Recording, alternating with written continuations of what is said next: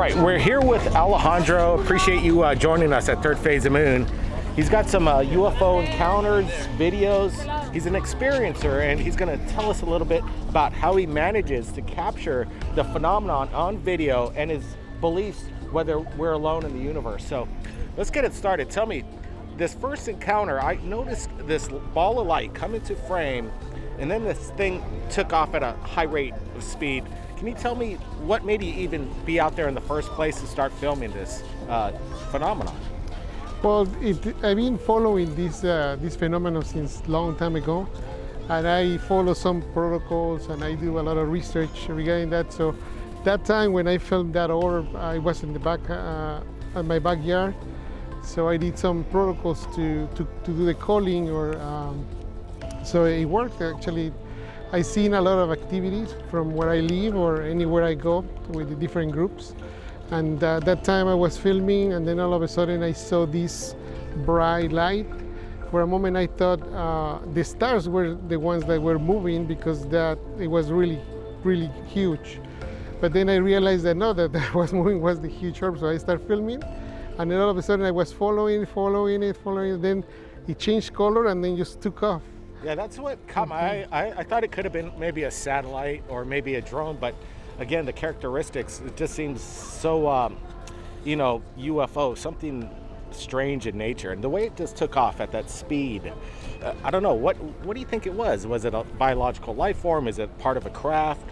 What's your thoughts? Well, it's really hard to say. I seen photos where they're taking a few moments after two different objects. Sometimes they come out like a orbit of energy, and then the next photo it's solid, like you can see the actual disc.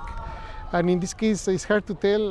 It looks, for me, it looks like a plasma or something very interesting. I'm not sure if it was biological or it was a mechanical, but it was amazing. It was when I saw it and I filmed it, like, oh my God, this is very impressive. It's pretty good stuff. Well, I know, Alejandro, you have some other videos you're going to be sharing with us. So let's go for a walk and let's get your background and how you got started in this. Excellent. And then we're going to share some of your videos. Come on. Sounds great.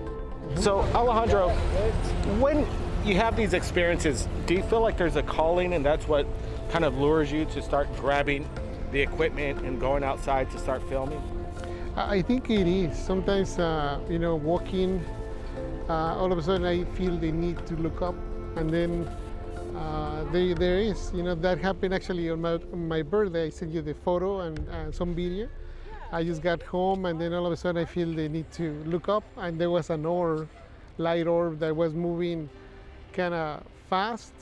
It had a really steady velocity or trajectory, and then all of a sudden it passed just on top of my house actually, and it took away, went away, and it was really, really good. But sometimes it happened. I can feel like the need just to look around. What I like is that you have a collection of UFO videos. So you have this experience that's ongoing. Recently, you were just in Maui before the fires a week prior, and you captured something on video.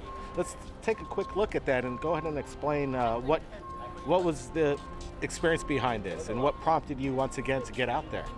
Yeah, usually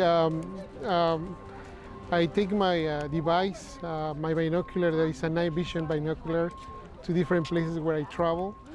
So I was vacationing with the family at Maui, and after all the family activities, what I usually do, I come out of the balcony of the room and start doing some kind of protocols to have the contact. Usually I do the C5, sometimes I do other protocols. So that night, I started from the beginning, from the first days I stayed. So little by little, it was progressing until the last day or a day before. I was outside, and then I asked for approval, or like a sign that it wasn't really a satellite or something human-made. And all of a sudden, this objects show up on the bottom of the screen and pass by, and the way it looks, it gave me the impression it was like a cylinder, and it looked a little red with kind of like an energy on the bottom. And the way it was moving, it was like really, really nice. And So what I did when I saw it, I was like, okay, I got something, right? So I analyzed it, and I noticed that the size never changed. So when it passed through the actual frame, it had the same size, the same look. So I discovered also that it was something like what is it called, like a meteorite or a shooting star, usually, because of the speed and also the behavior that it had when it moved through the camera. Yeah. So when we're looking at these UFO videos, and have you spoken to your family? Are you open with them about your beliefs, and what's their thoughts when they're looking at your evidence of possible extraterrestrial life? Well, most of my family, they don't believe on those topics, but yeah, but they support, you know, you know, that I like these topics, and pretty much everything started because of the experience that I had looking at these lights moving really strange with no logical explanation. So that's what started my hobby. I feel this is my hobby. So yeah, no, definitely they think differently. Also, my friends, same thing. You know, I really have a small group of friends that actually believe in these things. So, and I'm considering myself a skeptic. I always like to see if what I'm seeing is something man-made or it has some other explanation. So when your family's looking at the video, that's some evidence there. So what's their expression when you're actually showing them this evidence? Well, they get really impressed on some of the cases when I show my kids or my wife, like, wow, that's something very, very strange, right? But that is like a really surprise expression, like, wow, that's amazing, good job. But you know, these topics are not open to everyone. You know, I feel like you know, you can always kind of share with people that believe, because some people they might think that they are not, you know, what we think they are. So yeah. Absolutely. Well, do you have a YouTube channel that you post these videos up on? I do. Yes. What's the name of it? The name of the YouTube channel is called Luces en el Cielo. It's in Spanish.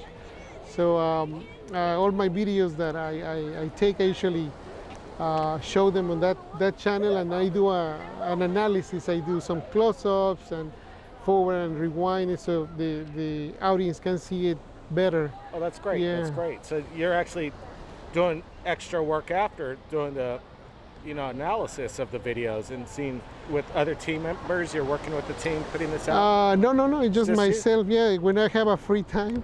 I know this guy, he works at this undisclosed area. We can't tell anybody where he works, but it's quite interesting. He might actually get us some inside information here coming soon, so we'll keep you posted. Well, Alejandro, it's good meeting you and sharing your video evidence. It's important, like people like you getting out there. The public is where the information is going to come from. And what, are you going to be going out, maybe doing some more protocols tonight, and maybe you'll catch something? Yeah, definitely. While we're in town. Definitely.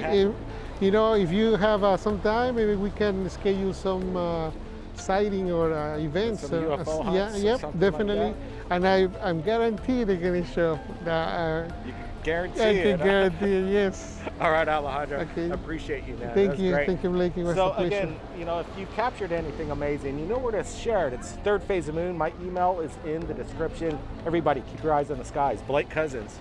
We'll see you next time. So I don't know, maybe out here, start summoning them now. Yeah, definitely. They might be around here already. So.